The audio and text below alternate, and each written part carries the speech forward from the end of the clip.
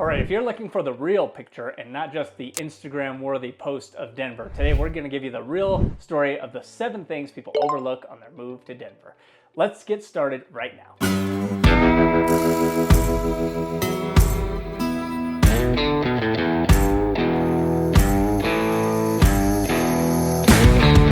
Hey guys, welcome back to the channel, Everything Denver, Colorado, where we explore all things Denver real estate. So if you are thinking of a move here to the Denver metro area, I would love to be your resource and help you with your relocation. We have people reaching out all the time.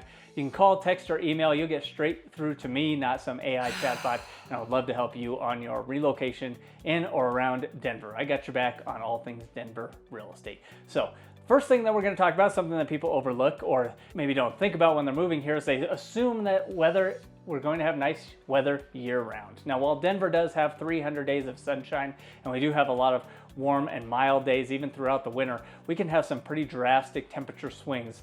Like currently we're in the month of like November going into December, and you still have 50, 60 degree days, and it feels like a mild fall or even a spring day in the terms of the temperature and the weather that you'll experience in the middle of the day. But when you wake up, it's pretty cold. We'll get lows in the 20s, even the teens. And then as the day progresses, it gets warmer and warmer, and you might peak out at 1 or 2 o'clock in the afternoon, even up into like the mid 60s. And then as soon as that sun goes down, you're gonna feel that cold temperature start biting you again. So there could be 30-degree temperature swings when you live in Denver and the metro area, so be prepared for that. We also do have hailstorms in the summer and the springtime, so that can be a shock to some people that weren't expecting that. As the majority of our weather is pretty mild, we don't have the hurricanes, the tornadoes, the earthquakes, and the other natural disasters that seem to plague a lot of the other parts of the country. But we do have hailstorms, and that can cause damage not only to your roof but also to your vehicles. So I always recommend, if you're able to afford it, having some type of garage to protect your vehicles from those spring storms is a great idea. And speaking of spring, we can get some winter storms that are kind of wicked in the springtime. That's generally when we see the most snowfall, is those months of March, April, and May, as a lot of the country is starting to turn towards spring and things are starting to bloom and get warm. Generally doesn't make sense to plant things before Mother's Day because it stays cold and we have freezes overnight all the way into the May spring season. So temperature changes can be a little drastic here, but overall, great place to live weather-wise. Number 2, underestimating the dryness and the seasonal changes. So while Colorado is a pretty dry, arid climate, kind of has more of a desert feel to it, we do have all 4 seasons here, and those can wreak havoc on your sinuses, the different things coming in and out of season. And the other thing that people don't quite account for or realize is how dry it gets, especially in the winter. And I find that the winter season is actually the worst for dryness and for cracking of the hands and having chapped lips and just feeling like the air is so much drier here than in the summer. You would think with the winter storms and things that we get, you wouldn't feel that way, but I have noticed even across the people in my family, kids especially, have more chapped lips, more dry skin, more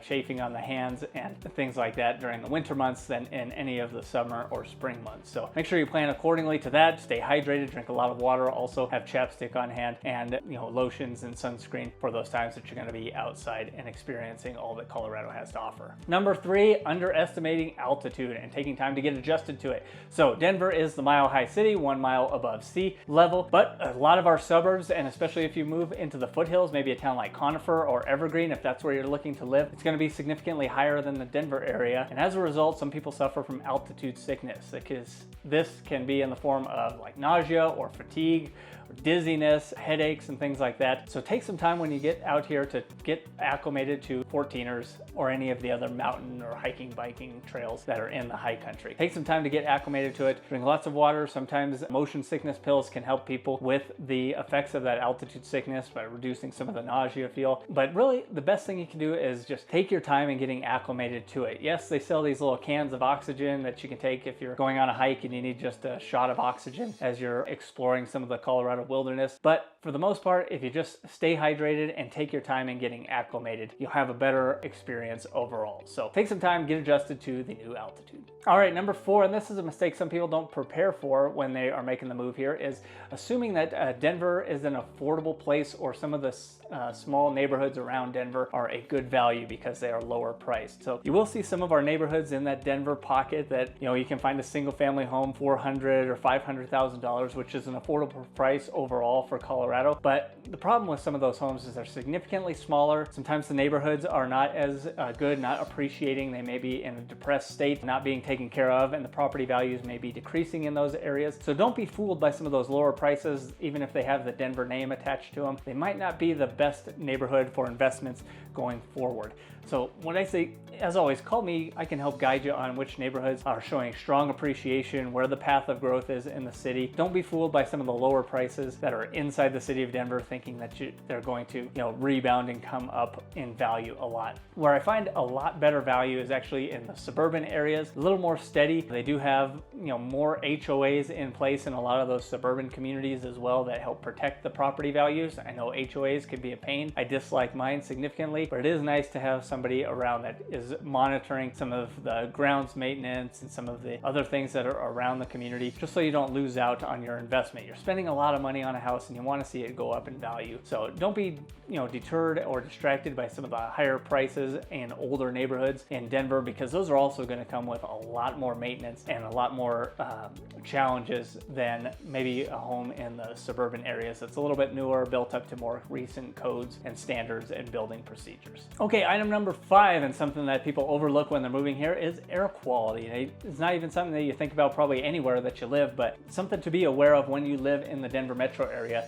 is air quality can be really volatile and drastic, especially with the wildfires that we see in the Rocky Mountains. Not only for the ones that happen in Colorado, but to our neighbors to the north, whether that be Wyoming or Montana or even the Canadian, we can have drastic impacts on our air quality. So we will have days where it's probably better for you to do your workout or your physical activity indoors in a type of gym versus being outdoors. Sometimes you can see it across the metro area. There might be a haze across Denver smog, it might feel like. And while that's not really tied to any of the air pollution from vehicles or factories or anything, it can be detrimental to your health overall because of the wildfires that seem to happen throughout the Rocky Mountains during our wildfire season that's generally in the late summer and early fall. So some things to combat that, definitely having an air purifier in your home if you're very sensitive to those things. And also something that'll help maybe with some of the other points that I mentioned is a home humidifier system. Fairly rare to see those in Denver, Colorado, but it can help with people who struggle with the dryness and people who struggle with the air quality being less than what it should be. Okay, and item number 6 is misjudging the real estate market. So the Denver market is fairly stable,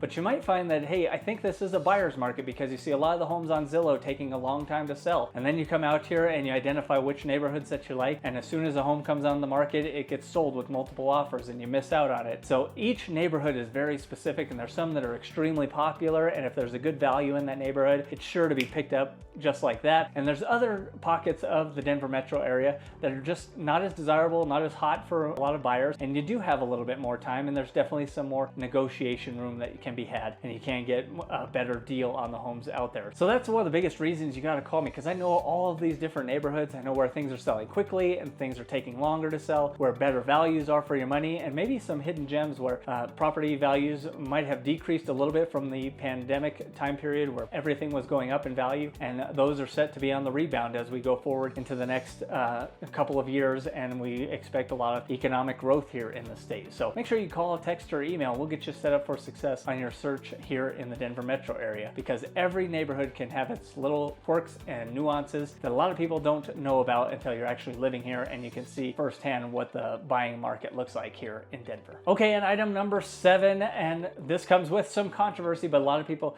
think that the marijuana being legalized here in Colorado is kind of a non-issue and it's not going to affect their day-to-day lives. And for the most part, if you're in the suburbs, it's probably not going to affect your lives hardly at all. But there are different pockets of Denver where you go into neighborhoods and you will have the smell of marijuana coming through. It's not a whole green plume across the entire Denver metro area, but you will find it in certain neighborhoods. The use of marijuana is a little bit more prevalent. There still are restrictions and guidelines on the use, and it's prohibited from public use. It doesn't really stop a whole lot of people, and cops have so many other things to do that that's not on the top of their radar, chasing somebody off, smoking a joint in the street or what have you. But Colorado has legalized marijuana for a while, but there are a lot of places that still prohibit it, whether that be your job or maybe you work for the federal government where there's a zero tolerance policy for it.